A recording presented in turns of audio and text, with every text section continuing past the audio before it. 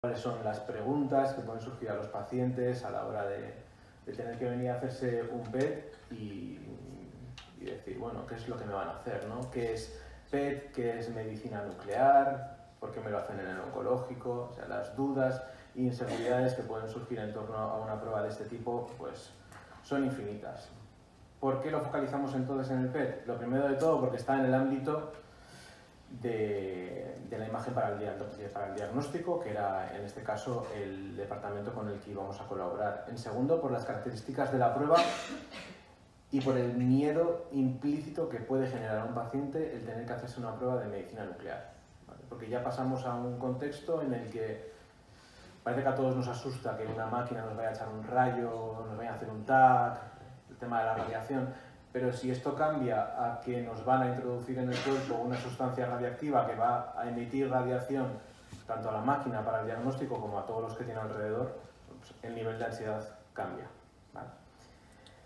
Y tercero, y desde luego no menos importante, porque estamos hablando de un posible diagnóstico de cáncer, ¿vale?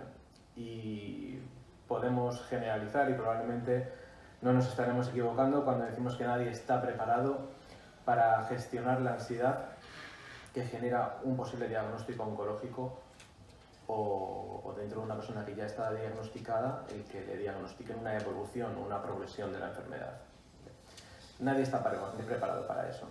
Tampoco lo vamos a solucionar haciendo un vídeo explicativo, pero por lo menos podemos eliminar todos esos extras de ansiedad que se van a generar ese día, como qué me van a hacer, dónde se hace, qué personal me va a atender, voy a tener dolor, me van a pinchar, voy a estar encerrado.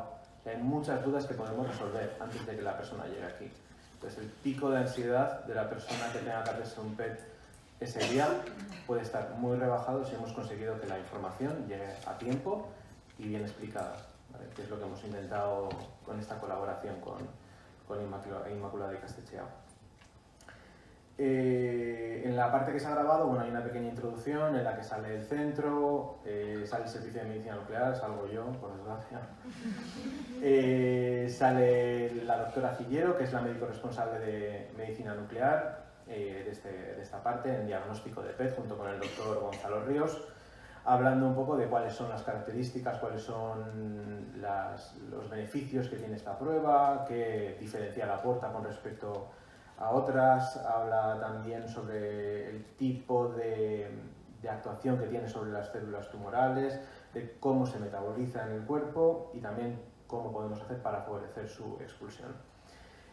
Y la siguiente entrevistada aquí en el centro fue una de nuestras enfermeras especialistas en medicina nuclear, Idoia Jauregui, cuyas preguntas iban más dirigidas ya a parámetros de la técnica, sobre la prueba, de procedimientos, de efectos secundarios, de duración, de protección frente a la radiación y también ya a conceptos más dirigidos a la persona, como pueden ser el manejo de la ansiedad o el manejo del dolor.